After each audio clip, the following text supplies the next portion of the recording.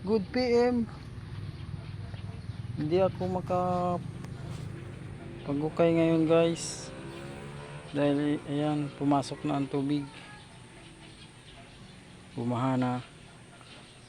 Pero for today's video guys, may nagawa rin ako dito. Yan guys, hindi ko pa na flooring. Baka bukas may flooring yan.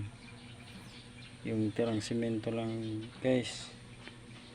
Yan, flooring ko na yan, konti. Tapos ito, nasintang ko.